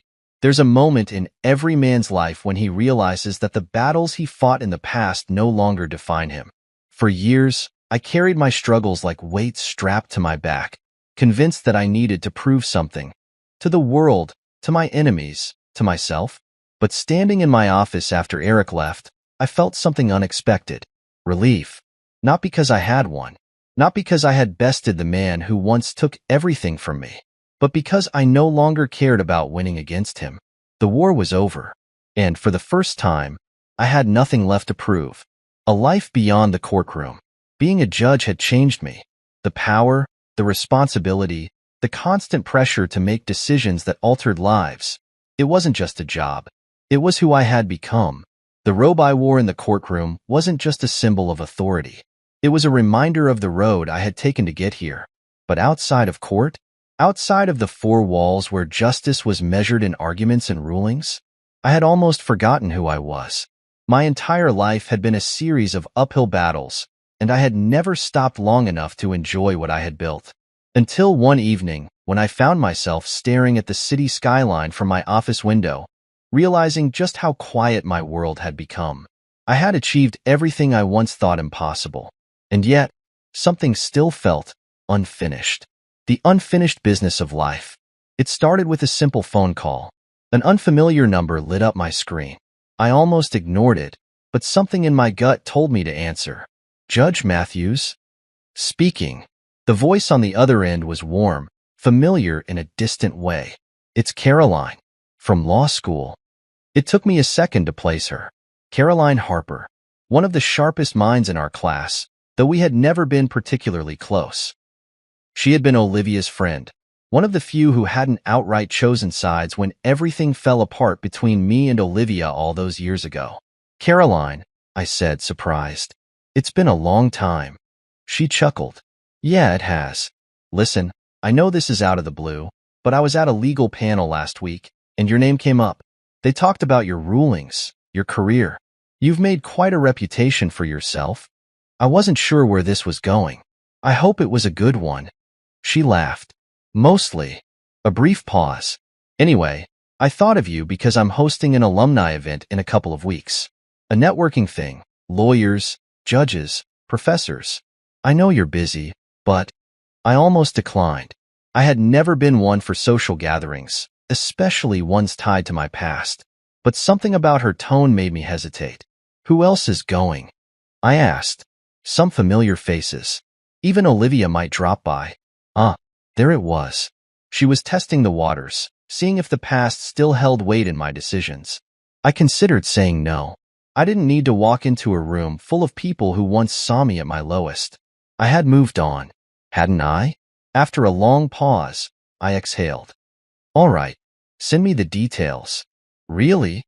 She sounded genuinely surprised. Why not? She laughed again. Good. It'll be nice to see you, Jason. It's about time you showed people who you really are now. After we hung up, I sat there for a long time, staring at my phone. Maybe she was right. Maybe it was time. Returning to the past. 2 weeks later, I stepped into the venue. A sleek, upscale restaurant filled with the hum of conversations, laughter, and the clinking of glasses. It was strange, being back in the presence of people who had once been part of my old world. The same world that had left me behind. Heads turned as I entered. Whispers followed. Some were subtle nods of recognition. Some were eyes widening in shock. I caught a few words. That's him. I thought he disappeared. He's a judge now? Caroline greeted me with a warm smile, handing me a drink. You made it. Figured it was time to see some old faces. She smirked. Well, you're definitely getting attention. I scanned the room, letting the familiarity settle over me. Then, I saw her. Olivia. She was standing near the bar, engaged in conversation, but her posture stiffened the moment she sensed my presence. Slowly, she turned, and for a moment, our eyes met. There was no tension, no resentment, just two people who had lived different lives, who had made different choices. She offered a small nod. I returned it, and that was it. No dramatic confrontation, no need for closure, because the truth was, I had already made peace with the past. I wasn't here for Olivia. I was here for me. A new beginning. The night went on, filled with conversations and reconnections. People who had once written me off now listened as I spoke, asking about my career, my experiences. And for the first time, I wasn't the outsider clawing my way back. I was the man who had made it. Toward the end of the night, Caroline sat down next to me, swirling her drink in her hand. So, was it worth it? I smirked. You mean coming here? She nodded. I thought about it. About the whispers, the stolen glances, the way people who once doubted me now treated me as an equal. Yeah, I said finally. It was. She smiled, then leaned in slightly. You know, I always thought you were going to do big things. Even when everything fell apart back then. I raised a brow. You did. Of course. She tilted her head. You had too much fight in you to stay down. I let her words settle. Maybe she had seen something in me that even I hadn't recognized at the time. The night continued, and I found myself enjoying it. Not because I needed validation. Not because I wanted revenge. But because I had finally let go of the part of me that needed to prove anything to these people. I was done fighting old battles. It was time to start living. And maybe, just maybe, it was time to see what life had to offer beyond the courtroom. Walking out of that event felt different. For years, I had built my life around the idea of proving people wrong. I had been fueled by resentment, by ambition, by the desperate need to claw my way back to the top after being cast aside. But tonight, standing in that room, talking to people who had once doubted me, seeing Olivia again without the weight of bitterness pressing down on my chest, I realized something. I didn't need any of it anymore. I had already won. Not just in career, not just in status, but in who I had become. And for the first time in years, I felt light. The next step. It had been a long road to this point. The years of struggle, the sacrifices, the countless nights of doubt. But I had made it. I was respected. I had power. Yet, something still felt unfinished. I had spent so much time fighting that I had never truly allowed myself to live. Every moment of my life had been about survival, about proving a point. But now, I was here.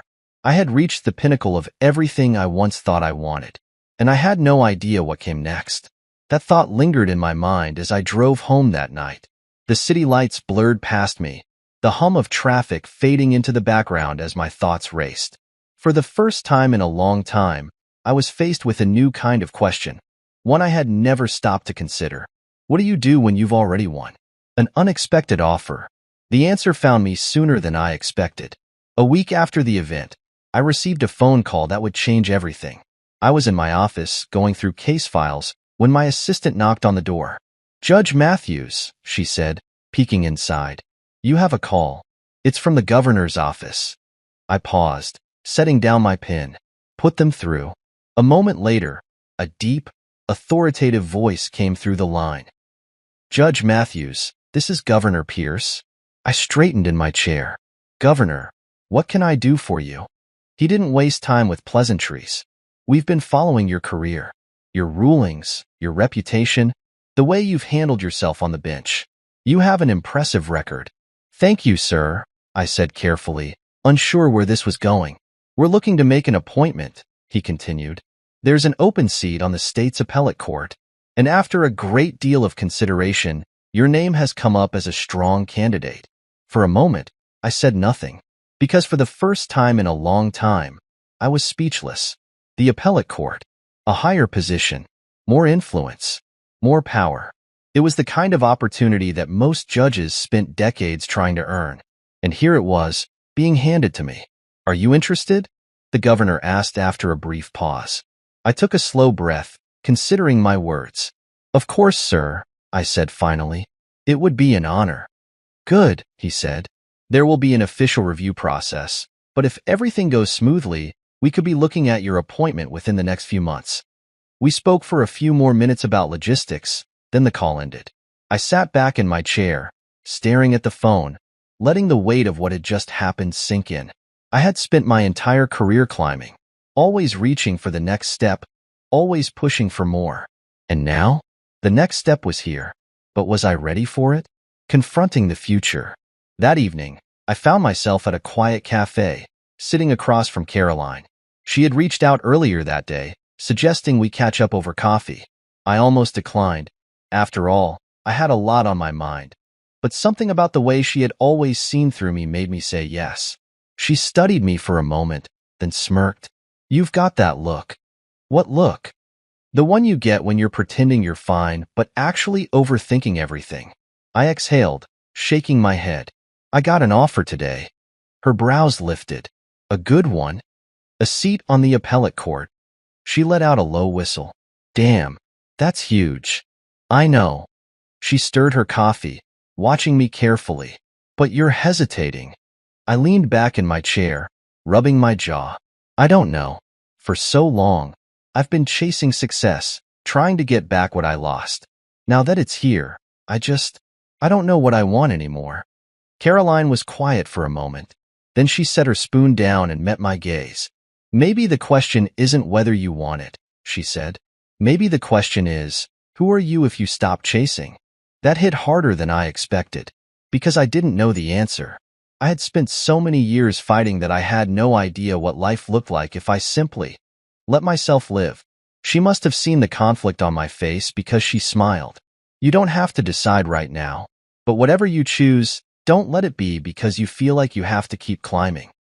Let it be because it's what you actually want." I nodded slowly, absorbing her words. Maybe she was right. Maybe, for the first time in my life, I needed to stop asking what came next and start asking what truly mattered. The final choice. A few days later, I stood in my office, staring out the window at the city below. I had the governor's offer in front of me. All I had to do was say yes, and my future would be set in stone. But was that my future? Or was it just the next rung on a ladder I had been climbing for so long that I didn't know how to stop? I thought about my life, the battles, the sacrifices, the victories. I had proven myself. I had built something from nothing, and for the first time, I didn't feel the need to prove anything anymore. I picked up my phone, dialed a number, and waited. When the governor's aide answered, I took a deep breath. "Thank you for the opportunity," I said, my voice steady. "But I'm going to have to decline." A beat of silence. "Are you sure, Judge Matthews?" I smiled. For the first time in my life, I was absolutely sure. "Yes," I said. "I am." Because for the first time, I wasn't chasing power. I was choosing peace. I should have known something was off the moment Olivia placed the documents on the granite countertop. Her tone was sweet, too sweet, the kind of tone she used when she wanted to soften the blow before asking for something I wouldn't like. "It's just for tax purposes," she said, sliding the papers toward me like they weren't the single most unsettling thing I'd seen in our marriage. Tax purposes. Right. I glanced down at the paperwork, my fingers hovering just above the stack. The official letterhead stared back at me, sharp and unforgiving against the white pages. A property transfer. She wanted me to sign the house over to her. My house. The home I bought before we were even married. The home I had spent years saving for, working overtime, sacrificing vacations, and grinding through long weeks to afford. "You're always talking about being smart with our finances," Olivia continued, leaning in, her voice syrupy with patience she wasn't really feeling. "This is the best move for our family." Our family. That's how she framed it. Like she was asking me to do this for the kids, for our future. But something in her tone, something beneath the words, made my skin prickle. I looked up at her.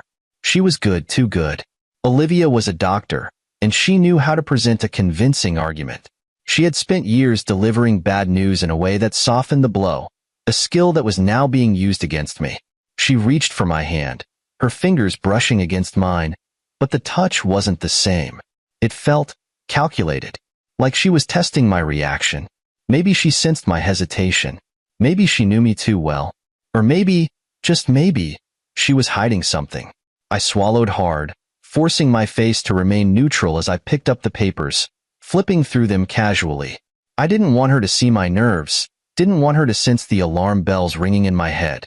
"Why now?" I asked, keeping my voice steady. Olivia tilted her head slightly, the way she did when she was about to talk down to me. "Nathan, you know it makes sense. We're married. What difference does it make whose name is on the deed?" I nearly laughed. What difference does it make? It made all the difference in the world. Instead of answering, I let the silence stretch between us. I knew how to handle negotiations. I did it every day at work. And sometimes, silence was the best tactic. It made the other person uncomfortable, made them fill the void with explanations. Sure enough, Olivia exhaled, feigning exasperation. "Look, between your job and mine, we barely have time to deal with financial logistics. This would simplify things. Plus, if something ever happened to you, I'd already have legal control of the property. It's just a formality." A formality. The word echoed in my head, bouncing around like a warning siren.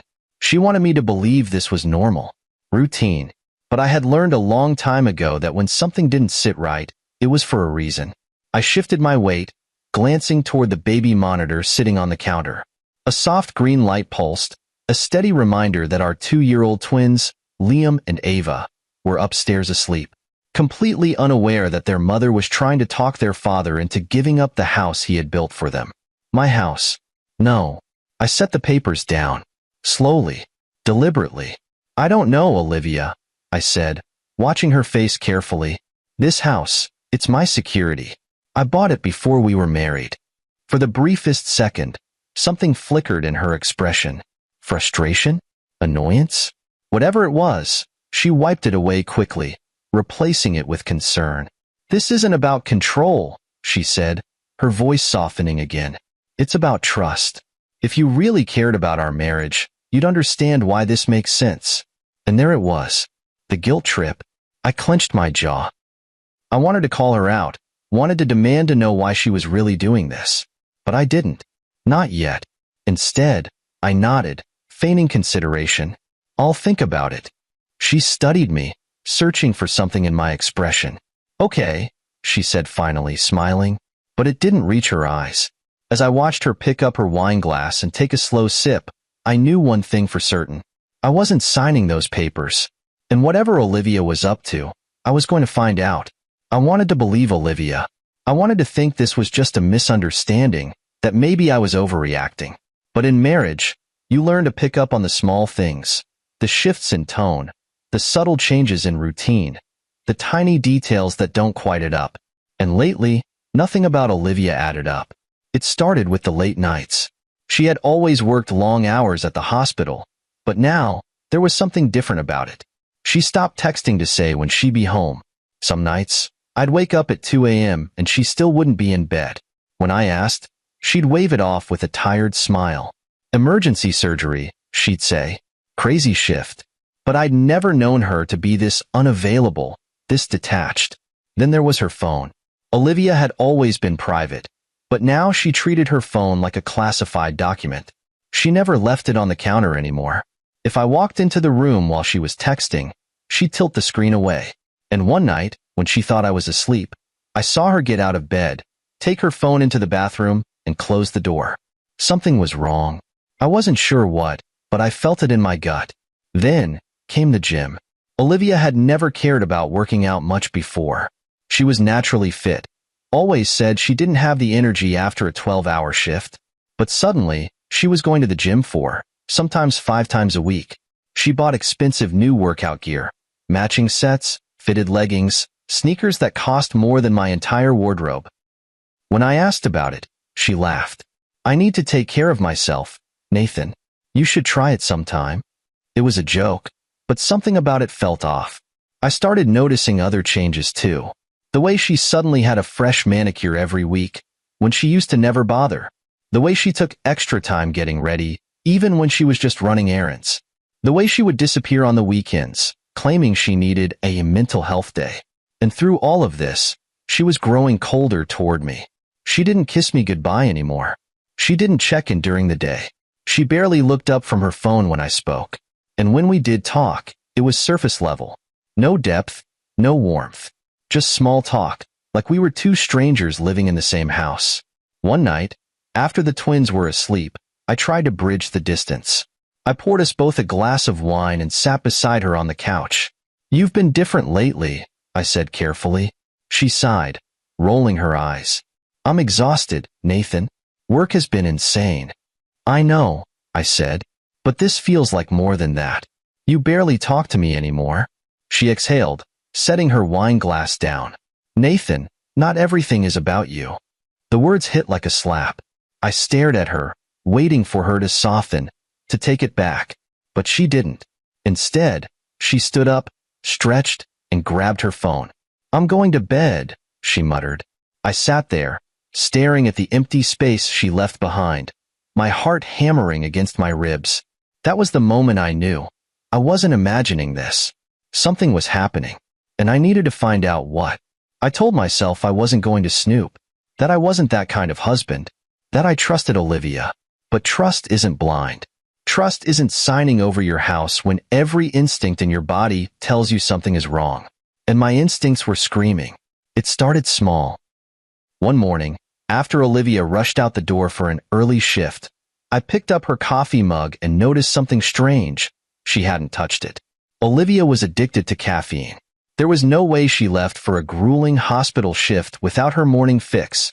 So where had she really gone? I decided to start paying closer attention. That night, I checked our bank statements. Normally, Olivia barely spent money on herself. She was always practical. But lately, there were frequent charges at high-end restaurants, boutique stores, even a luxury spa. I frowned. Olivia had told me she was too exhausted for date nights, yet she had time for fine dining? Then, the phone records. I knew Olivia's work schedule well enough to notice patterns. But there was one number that kept appearing, over and over.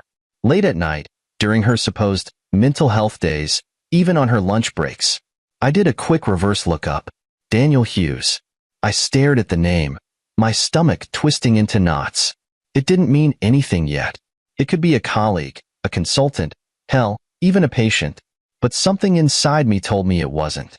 I opened Olivia's social media. She didn't post much, but I started looking at her tag locations. She'd checked in at places she never mentioned, restaurants we had never been to, a new wine bar across town, a gym she never told me she joined. And then, I found him. Daniel Hughes was a physical therapist at her hospital. Mid-30s, clean-cut, the kind of guy who probably made every patient swoon. His social media was filled with motivational quotes, gym selfies, and a restaurant photo. I clicked on it, my hands trembling. The location matched one of Olivia's charges. The date was from 2 weeks ago. And the caption? Great night with an even greater person. No tag, no name, but in the reflection of the glass behind him, I saw the faint outline of a woman sitting across from him. A woman with dark curls. A woman who looked exactly like my wife. The room spun. I closed my laptop and sat in silence, my mind racing. I wanted to believe there was a reasonable explanation, that I was overthinking, that Olivia had been honest with me. But deep down, I already knew. I just needed proof. The next morning, I called my friend Jared. "I need your help," I said, my voice tight. Jared was a real estate lawyer, but he knew his way around marital property disputes. I explained Olivia's push to transfer the house, the strange behavior, the late nights. There was a long pause on the other end. "Nathan," Jared said carefully, "I don't want to alarm you, but I've seen this before. Wives don't push for property transfers unless they're planning something big, either a divorce or a way to cut you out completely." My stomach dropped. "Tell me exactly what she asked you to sign," Jared said. I described the documents, and Jared cursed under his breath. "If you sign those papers, Nathan, you lose everything. Your house, your financial leverage. If she files for divorce afterward, she'll have full control, and you'll be left with nothing." A slow, sick realization settled over me. Olivia hadn't been distant because of stress. She hadn't been cold because of work. She was planning her exit, and she wanted to take everything with her. "Nathan, listen to me," Jared said firmly. "Whatever you do, don't sign anything, and start gathering evidence. If she's cheating, if she's lying, get proof. Because if she makes the first move, you need to be ready to fight back." I exhaled, gripping my phone so hard my knuckles turned white. For years, I had trusted Olivia with everything. My love, my children, my home. And now, I had no choice but to protect what was mine, even if that meant protecting it from my own wife. I wasn't the kind of man who snooped. I never believed in checking my wife's phone, never scrolled through her emails when she left them open, never followed her when she left the house. But trust wasn't a shield. It wasn't a reason to ignore the obvious. Olivia was planning something, and if I didn't move fast, I'd be the one left picking up the pieces. Jared had given me my marching orders. Don't sign anything. Gather evidence. Protect yourself. So that's what I did. The first thing I did was secure my finances. Olivia thought she was the only one making secret moves? Fine. Two could play that game. I opened a separate bank account, one she didn't know about, and started transferring small amounts of money from our joint account. Not enough to raise suspicion, but enough that if she drained the accounts overnight, I wouldn't be left with nothing. Then, I checked the house deed. I needed to be sure. Despite Olivia's pushing, the house was still in my name. She couldn't take it. Not yet. But I knew she was waiting for my signature. And once she had it, I'd be nothing more than a guest in my own home. That wasn't going to happen. Then, I set up the recording device. I felt sick doing it, but I needed proof. Proof that Olivia wasn't just being distant. Proof that this wasn't some paranoid delusion. I bought a discreet, high-quality recorder from an electronics shop across town. One that activated with sound and could record for hours without being detected. The old man behind the counter barely blinked when I told him what I needed. "Protect yourself," he said, his voice quiet but firm. "The best evidence is in their own words." That night, after Olivia left for another late shift that I no longer believed in, I placed the device in the kitchen. I knew she made her phone calls there. Knew she thought I wasn't paying attention. Then I waited. I didn't sleep. I couldn't. I lay in bed staring at the ceiling, thinking about all the little moments I had ignored. The subtle shifts, the excuses, the way she had slowly turned me into a stranger in my own marriage. Had this been her plan all along? Had she ever truly loved me? Or had I just been a placeholder until something better came along? Morning came too soon. I woke up before Olivia, retrieved the device, and locked myself in the home office. My heart pounded as I played the recording. At first, it was just the usual sounds. The twins stirring upstairs. Olivia sighing as she poured herself a glass of wine. Then, her voice. And someone else's. I froze, gripping the desk as a man's voice came through the speaker. "Daniel, I'm working on it," Olivia said, her voice low. "He's hesitating, but I'll get him to sign. He trusts me too much." My breath caught in my throat. "And once he does?" Daniel asked. Then it's ours, Olivia said smoothly. The house, the accounts, everything. He won't see it coming. I clenched my fists. There it was. She wasn't just leaving me. She was taking everything.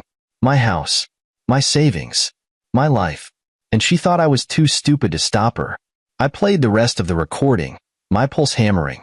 She laughed with him, joked about how easy it had been. He's so busy playing the perfect husband, she had said. He doesn't even realize I checked out months ago. I gritted my teeth. I had realized. I just hadn't wanted to believe it. But belief didn't matter anymore. The only thing that mattered now was what I did next. I wasn't going to confront her yet. No, that would be too easy. I needed to be smart. I needed to be careful. I needed to make sure that when the moment came, I had everything I needed to destroy whatever plan she had in place. Because if Olivia wanted a war, she was about to get one. I sat at the kitchen counter, staring at the recording device in my hand. The proof I needed was right there, her voice crisp and clear, dripping with the kind of confidence that only comes from believing you'll never get caught. He trusts me too much. I had trusted her. And now, I was about to make sure she regretted every single lie. That evening, I did something I hadn't done in months. I left work early. Normally, I'd be the one scrambling to get home, rushing to help with the twins' bedtime routine while Olivia breezed in whenever she pleased. But not tonight. Tonight, I was waiting for her. The twins were already asleep when she walked in, her gym bag slung over her shoulder, a slight sheen of sweat on her forehead. She smelled like perfume. Not sweat, not hospital antiseptic, perfume. She hadn't been at the gym. She stopped short when she saw me at the kitchen island, the house transfer documents sitting neatly in front of me. For the first time in weeks, I saw a flicker of something in her eyes, hesitation. Nathan, she said, forcing a smile. You're home early. I thought we should talk. I gestured toward the documents. About the house transfer. Her smile widened. Hook, line, and sinker. She walked over, slipping into the seat across from me. I knew you'd come around, she said smoothly, tucking a loose curl behind her ear. This is the best move for us, Nathan. For our family. That word again. Family. The same family she was planning to walk away from. I leaned forward, resting my elbows on the counter. You really think I'd sign over my house just because you asked nicely? A tiny crack appeared in her expression, but she recovered fast. Nathan, we've been over this. It makes financial sense. Does Daniel agree? I interrupted. Silence. For a fraction of a second, I saw the mask slip. A tiny widening of her eyes. A sharp inhale. Then, just like that, she schooled her features into something neutral. Who? She asked, feigning confusion. I pulled out my phone and pressed play. Her voice filled the kitchen, smooth and confident. He's hesitating, but I'll get him to sign. He trusts me too much. The color drained from her face. I let the recording play a little longer, just enough for her to hear Daniel's voice, just enough to make sure she knew exactly how badly she had screwed up. Then, I pressed pause. You want to try that again? I asked, my voice calm. She swallowed hard. Nathan, I don't, I said sharply. Don't insult me with another lie. She exhaled, rubbing a hand over her face. For a brief moment, I saw something flicker across her features. Not remorse, not guilt. Annoyance. Like she was inconvenienced by getting caught. I felt something cold settle inside me. She had never intended to tell me the truth. If I hadn't found out, she would have gone through with it. She would have stripped me of everything, left me with nothing but a piece of paper and a lifetime of regrets. And for what? Some fling with a younger man? I sat back, arms crossed. Tell me, Olivia, when exactly did you decide that screwing over your husband was your best option? She sighed. It's not like that. It's exactly like that, I shot back. She leaned forward, her voice lowering. Nathan, listen to me. Things between us haven't been the same. You're always at work, always preoccupied. I needed something for myself. I laughed. Actually laughed. Right. And instead of, I don't know, talking to me, you decided to steal my house and start a new life with Daniel? Her jaw clenched. I wasn't stealing anything. You were taking it, I corrected. You were planning to leave me and take everything on your way out. That's the definition of stealing, Olivia. She stood up abruptly, pushing her chair back. You don't understand, Nathan. You've never understood. Oh, I understand perfectly. I stood too, meeting her glare head on. You got bored. You wanted out. And instead of being honest, you decided to trap me into signing away my house so I wouldn't have anything left when you walked out the door. She crossed her arms. What are you going to do about it? I smiled. I was just about to say the same thing to you. Her jaw clenched, and for a second, I saw it. The fury she had been holding back, the rage of someone who thought she had won but had just realized she was about to lose. I took my time, grabbing my phone and scrolling through my messages. Nathan, you can't just... I held up a finger, cutting her off, then tapped the screen. Jared, I said into the receiver, keeping my eyes locked on hers. File the papers. Olivia's face turned white. Wait, she said quickly, stepping forward. Nathan, we can talk about this. I took a step back, keeping my distance. Oh, now you want to talk? I said, voice thick with sarcasm. Funny, because you weren't really in the talking mood when you were planning to rob me blind. She exhaled sharply, running a hand through her hair. I was going to tell you. You were going to tell me after I signed the house over to you, I interrupted. And by then, it would have been too late. She swallowed, her throat bobbing. Nathan, please. Let's be rational about this. I am being rational, I said coldly, which is why I'm handling this legally. I turned back to the phone, listening as Jared confirmed the restraining order had been filed. Instead, she took a deep breath, smoothed her expression into something softer, and tried a different angle. Nathan, she said, her voice gentler now, like she was speaking to a patient. You don't have to do this. I know you're upset. I know this looks bad, but we can work through this. I scoffed. Oh, now we're a team? She stepped forward. Nathan, I still love you. I tilted my head, studying her. Is that what you told Daniel too? Her mouth snapped shut. The truth was, she didn't love me. At least, not in the way that mattered. She loved the life I provided. She loved the security, the stability, the beautiful home that she was trying to rip out from under me.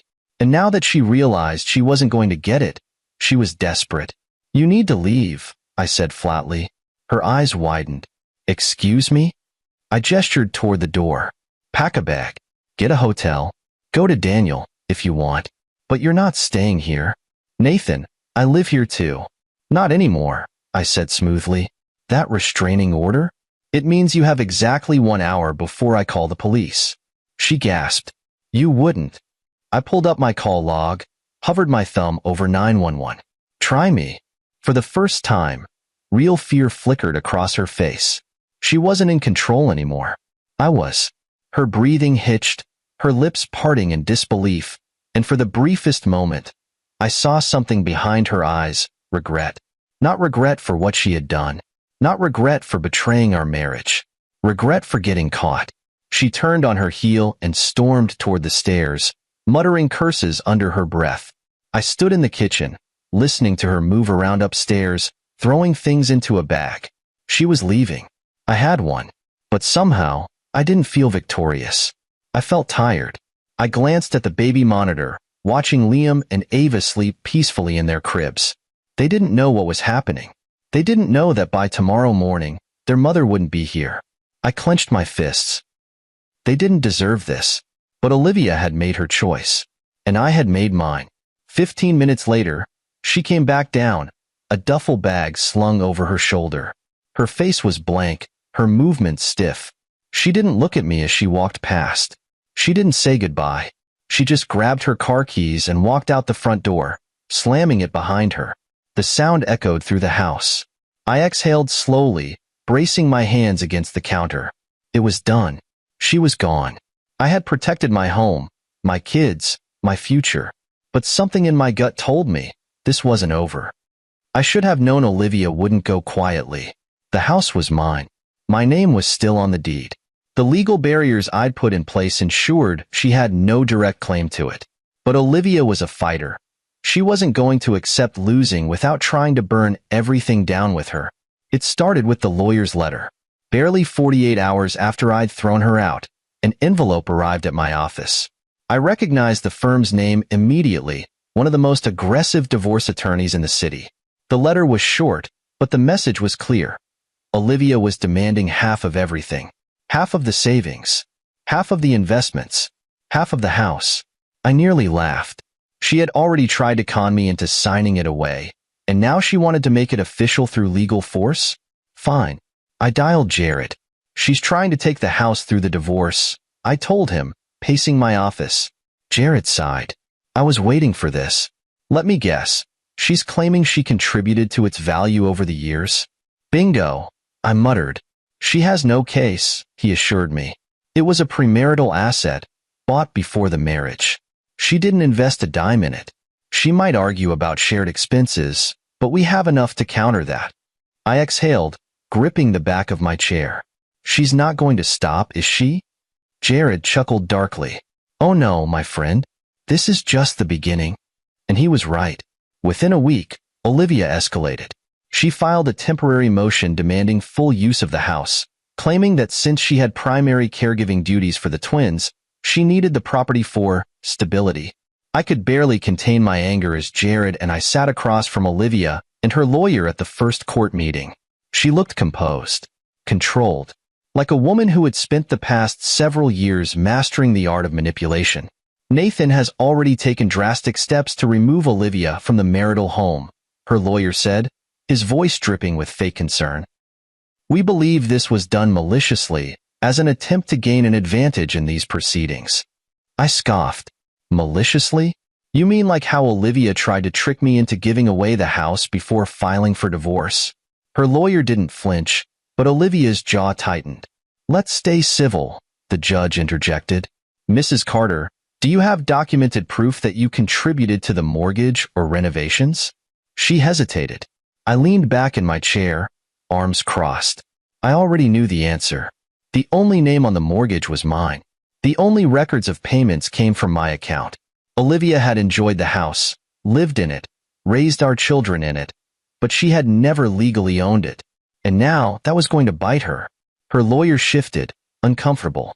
No, Your Honor, but then I see no reason why Mr. Carter should be forced to vacate his own property, the judge said firmly. Checkmate. Olivia's lawyer adjusted his tie, clearing his throat. However, my client is also requesting a substantial financial settlement to maintain her standard of living and continue providing care for their children. I gritted my teeth. Standard of living. The same woman who had been planning a new life with Daniel was now trying to squeeze me dry. Jared glanced at me, his expression calm but sharp. We have an issue with that request, Your Honor, he said smoothly. Namely, that Mrs. Carter has been engaging in an extramarital relationship and had been planning to leave the marriage prior to these proceedings. The room fell silent. Olivia stiffened. We have documentation, Jared continued, sliding a file across the table. Phone records, financial statements showing money withdrawn from joint accounts for personal use, and most notably, a recorded conversation where Mrs. Carter explicitly states her plan to deceive my client into signing over his home. The judge flipped through the documents, his expression unreadable. Olivia's lawyer swallowed hard. I could feel her seething next to him, but she didn't say a word. Mr. Carter, the judge finally said, looking at me, if these claims are proven, your wife's financial demands may not hold in court. That's fine by me, Your Honor, I said, keeping my voice level. I'm just here to protect my children and the home they grew up in. I didn't even have to look at Olivia to know she was fuming. She had lost the house battle. Now, she was losing the financial one too. But I wasn't stupid. She wasn't done. As we left the courtroom, Olivia caught up to me in the hallway, her face carefully composed but her eyes blazing. This isn't over, Nathan, she said through clenched teeth. I turned to her, meeting her gaze without flinching. I know, I said simply. That's why I came prepared. For the first time since this all started, I saw it, the tiniest flicker of uncertainty in her expression. She had always thought she was the smartest one in the room. She never thought I'd be the one outmaneuvering her. But now, she was realizing the truth. She wasn't playing a game she could win. She was fighting a war she had already lost. For someone who always prided herself on control, Olivia was unraveling fast. The house was gone. The financial settlement was slipping. And now, the weight of her own lies was closing in on her. But she wasn't going to go down quietly. Her next move came faster than I expected. One evening, just as I was getting the twins ready for bed, my phone buzzed. Unknown number. I answered, already expecting trouble. Nathan Carter? A deep voice asked. Yes. This is Officer Martinez from Houston PD. We need you to come down to the station.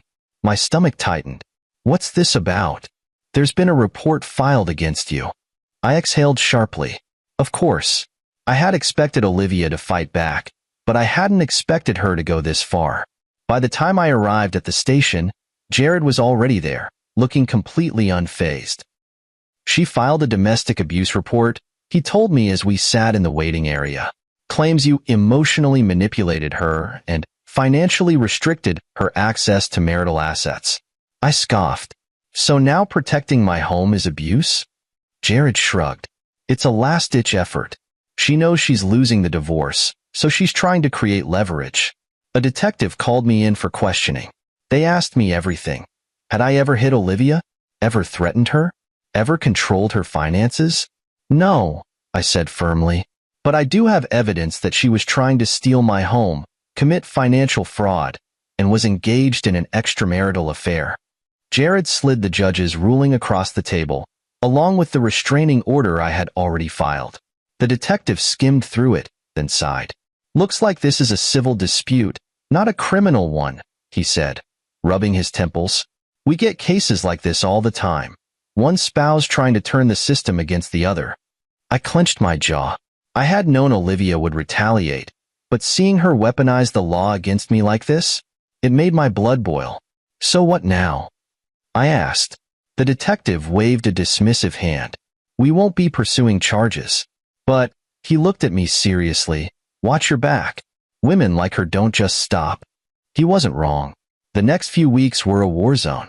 First, Olivia tried turning mutual friends against me. She painted herself as the victim, twisting the truth so well that some people actually believed her. She gave up everything for you, Nathan. One of her friends texted me. And this is how you repay her? I didn't respond, because I didn't need to. The truth was unraveling faster than she could cover it up. Word got out about Daniel, about how Olivia had been sneaking around with him for months, planning her new life before even ending the old one. And then, the final nail in her coffin. Jared's team did some digging into Olivia's finances. Turns out, she had been funneling money from our joint account into a hidden savings account. Money she had been planning to use for her fresh start with Daniel. Not only was this illegal, but it was exactly the kind of fraud the judge needed to see. The moment Jared presented this evidence in court, Olivia's entire case collapsed. Her lawyer tried to fight, scrambling to argue that she had been saving for her future and preparing for financial independence. The judge wasn't buying it. By the end of the hearing, Olivia was left with almost nothing. She lost her claim to the house. She lost her right to demand spousal support. She even lost credibility in her own child custody claims. Her once perfect world? Gone. And the best part? Daniel had left her too. I found out through mutual acquaintances that once Olivia lost the house, and more importantly, once she lost access to my money, Daniel ghosted her. Just like that. She had bet everything on her future with him, and he had left her with nothing. I should have felt bad. I should have felt some small twinge of guilt for the woman I once loved. But I didn't, because she did this to herself. A few nights later, I was sitting in the living room when my phone buzzed. A single message. Olivia, can we talk? I stared at it for a long moment. Then, I deleted it. She wasn't my problem anymore. She never would be again. The first morning after the divorce was finalized, I woke up and felt something I hadn't felt in years. Peace. For so long, I had been tangled in Olivia's web, second-guessing every decision, walking on eggshells, waiting for the next argument, the next manipulation, the next betrayal. Now, all of that was gone. I stepped into the kitchen and made breakfast for the twins. No tension. No hidden agendas. Just me, Liam, and Ava. Where's Mama? Ava asked, her little hands gripping her sippy cup. I kneeled beside her, brushing a stray curl from her face. She's not living here anymore, sweetheart, but you'll still see her. Liam, always the quieter one, just nodded. He was 2, but kids understood more than we gave them credit for. And as much as Olivia had tried to break me, I wasn't going to let her break them. After dropping them off at daycare, I returned home and stood in the living room, staring at my house, the house Olivia had tried to take. She had imagined herself here, starting a new life with Daniel, thinking I'd be too stupid to stop her.